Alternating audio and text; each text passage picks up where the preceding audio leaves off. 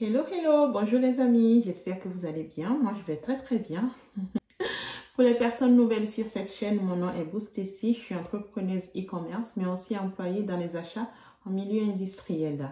Si vous n'êtes pas encore abonné, je vous demande de vous abonner et de surtout cliquer sur la cloche de notification pour ne rien manquer de mes prochaines vidéos. Alors, aujourd'hui, j'ai décidé de vous parler de comment investir en soi pour se garantir un niveau de revenu très confortable qui vient du coup nous assurer d'une indépendance financière.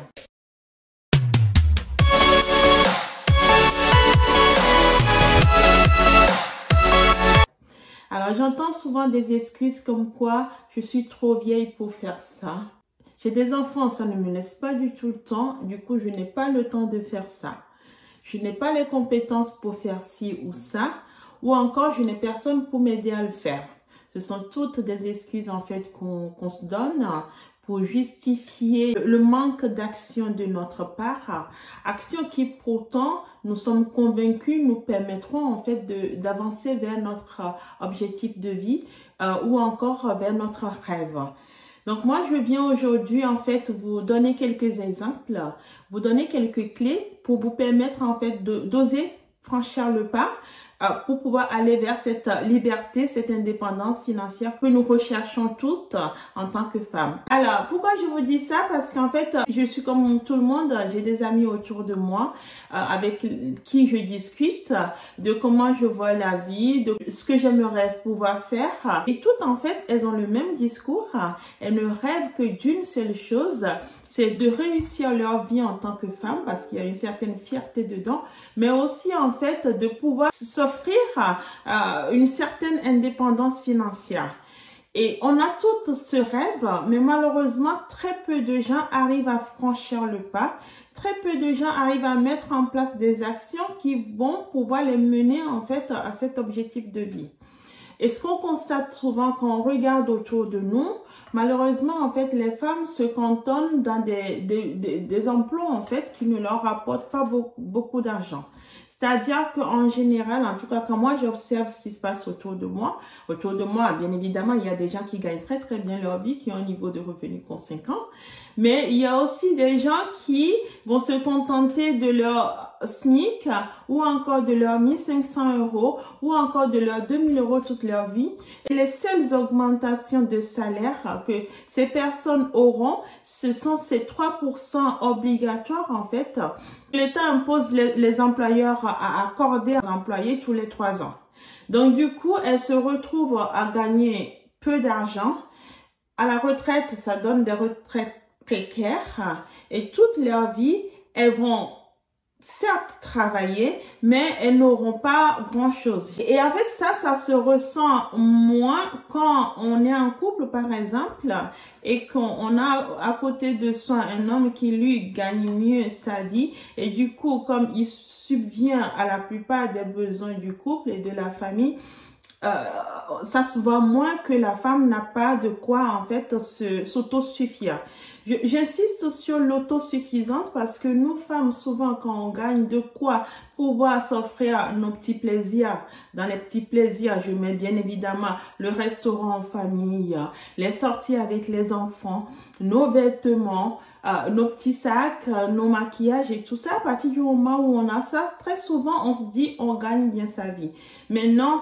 Parce que ce dont on se rend compte, c'est si malheureusement un jour le couple bat de l'aile et que l'homme décide de mettre fin à cette histoire, qu'est-ce qu'on constate? Très souvent, les femmes sortent d'une vie relativement confortable de départ et elles se retrouvent dans la précarité.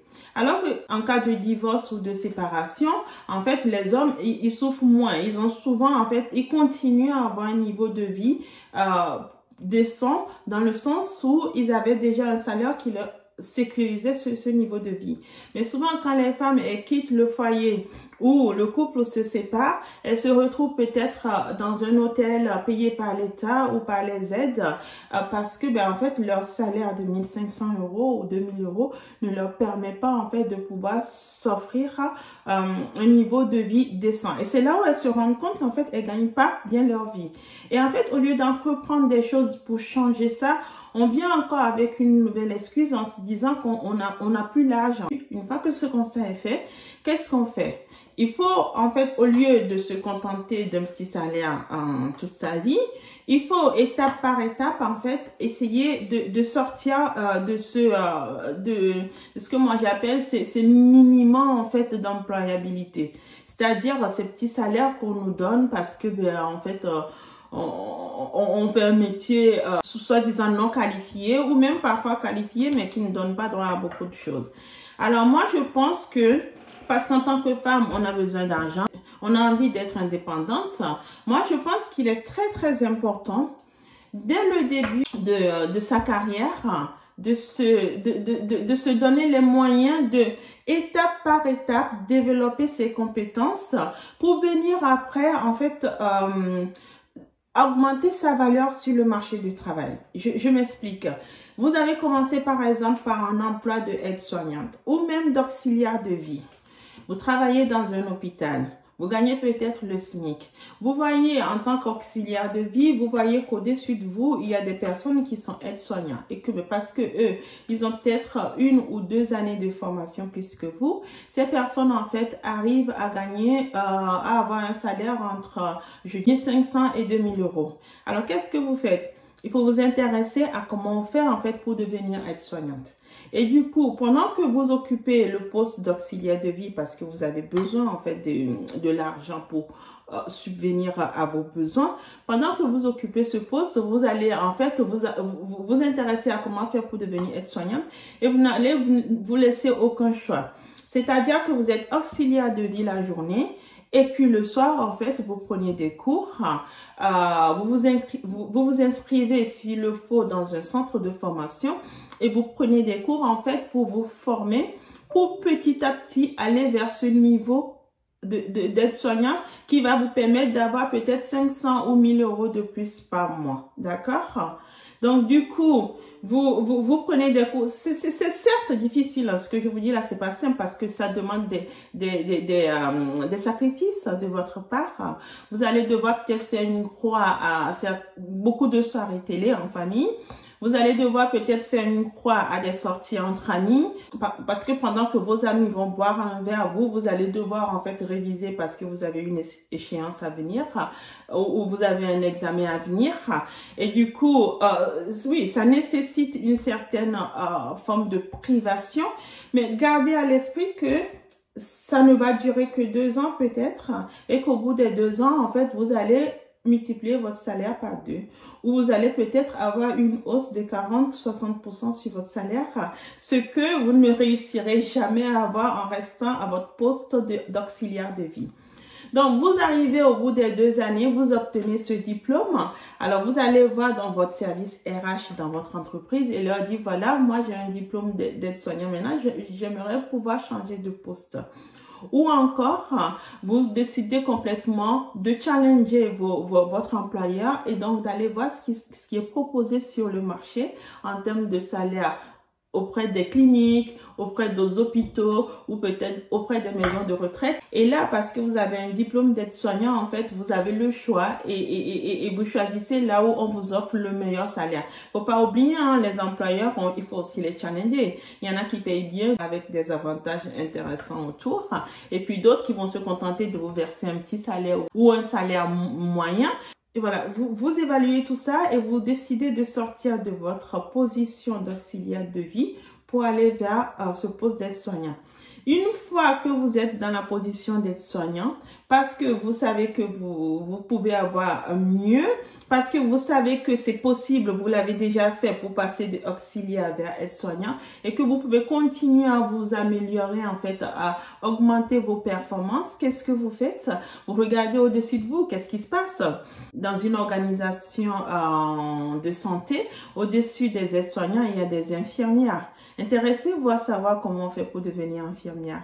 Alors, peut-être pour passer de aide-soignante vers infirmière, il faudrait peut-être 3 années d'études ou peut-être le bac. Vous avez peut-être le bac, peut-être pas, mais parce que vous êtes aide-soignante, vous allez pouvoir, il y a des passerelles en fait pour passer de aide-soignante vers infirmière. Alors, qu'est-ce que vous faites? Vous vous renseignez sur comment faire pour devenir infirmière.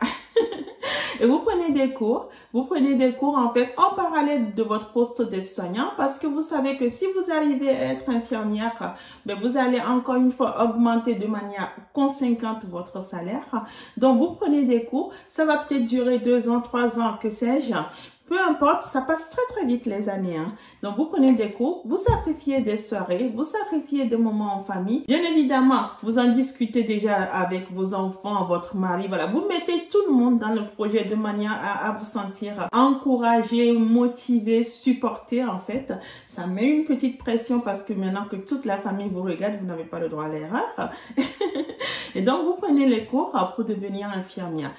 Vous faites ça pendant 3 ans. En parallèle de votre emploi de aide-soignant ou peut-être même en allant voir vos services de ressources humaines, vous allez pouvoir vous dégager du temps. Peut-être que le projet va plaire et qu'ils vont vous financer cette formation et du coup, ça sera fait sur le temps de travail. Pendant que vous le ferez, vous ne serez pas à l'hôpital ou à la clinique en tant qu'aide-soignante et vous aurez votre salaire qui sera garanti. Vous le faites pendant 3 ans et du coup, quand vous aurez votre diplôme d'infirmière, qu'est-ce que vous faites? Vous retournez voir votre service RH en disant « Moi, j'ai désormais un diplôme d'infirmière, je connais ce métier me plaît beaucoup, j'aimerais pouvoir devenir infirmière. » Et du coup, vous allez parler salaire. Et parce que vous savez que votre objectif, c'est quand même de bien gagner votre vie, vous allez challenger votre employeur en allant voir ce que d'autres hôpitaux, d'autres cliniques autour proposent. Et vous venez dire, voilà, moi, je sais que de l'autre côté, on propose peut-être 3 000 € le mois. Si ici, on vous propose 2 700 € parce que vous aurez déjà les 3 000 ou 3 500 de l'autre côté, ben, croyez-moi, ils s'alignent. Oui, c'est souvent que les employeurs, ils font l'effort de s'aligner parce qu'ils ne veulent pas vous perdre. Et donc, du coup, vous voyez qu'en commençant en tant qu'auxiliaire de vie et avec beaucoup de volonté de votre part, beaucoup d'engagement et beaucoup d'investissement, vous allez réussir peut-être en espace de 5 ans à multiplier votre salaire par 3, peut-être plus, parce que vous aurez pris cette décision d'investir en vous. Vous aurez pris cette décision de ne plus vous laisser le choix. Vous aurez pris cette décision de ne plus vous donner des excuses. Vous aurez pris cette décision, voilà, de devenir financièrement indépendante. Et voilà les amis, je viens de décrire un process qui vous permet étape par étape d'augmenter vos revenus sans toutefois vous mettre en danger parce que vous avez besoin de votre salaire d'aujourd'hui, mais vous permettre en fait de gagner plus d'argent tout en ayant un emploi parce que vous aurez fait des compromis au moment de loisirs. Mais voilà, la récompense, c'est que vous aurez atteint vos objectifs et du coup, gagner plus d'argent qui va permettre à la famille de mieux se sentir. Et voilà les amis, donc j'ai pris l'exemple d'une auxiliaire de vie qui étape par étape, avec beaucoup de volonté, beaucoup d'engagement de sa part, quelques compromis, va pouvoir évoluer et augmenter son niveau de vie sans toutefois se mettre en danger parce que c'est ce dont on a souvent peur. Mais ce que je viens de décrire peut être tout à fait répliqué en fait sur d'autres métiers. Je peux prendre l'exemple d'une vendeuse en magasin, peut devenir responsable de magasin en prenant le même process et puis peut-être responsable régional et plus. Je peux aussi prendre des exemples d'autres employés dans le tourisme qui, parce qu'ils souhaitent évoluer, ils vont en fait aller prendre sur leur temps personnel pour augmenter, pour améliorer leur niveau en langue, pour petit à petit passer des échelons parce que ils vont passer juste peut-être du français, parler français-anglais et puis anglais-espagnol, ainsi de suite. Et ça va être un process sur plusieurs années, mais qui va vous permettre petit à petit en fait de vous sentir financièrement indépendante. Et croyez-moi, quand vous arrivez en fait à gravir les échelons comme ça, vous vous rendez compte en fait de ce que vous êtes capable d'accomplir. Ça augmente votre confiance en vous et du coup plus rien ne vous arrête. Vous passez votre temps à augmenter parce que vous vous dites c'est possible, je peux le faire, je l'ai fait, je peux le faire. La seule clé c'est vraiment si vous êtes en couple, vous avez des enfants, vous avez un mari, prenez le temps d'en discuter avec eux. Mettez tout le monde dans le projet, que ça devienne un projet de famille pour que nul ne se sente lésé dans l'histoire et pour qu'ils puissent en fait vous apporter leur support, vous apporter leur encouragement tout au long du processus. puisque l'objectif c'est de vous sentir mieux à la fin. Donc si maman se sent mieux, c'est très bien pour les enfants. Vous voyez? Donc voilà ce que j'ai à vous dire aujourd'hui. J'espère que ça aura réveillé certaines personnes d'entre vous. J'espère que ça aura conforté certaines personnes dans un choix difficile qu'elles ont à faire. J'espère que ça vous boostera, que ça vous donnera envie d'accomplir de merveilleuses choses pour augmenter votre niveau de vie. Merci beaucoup les amis. Bonne journée. Au revoir.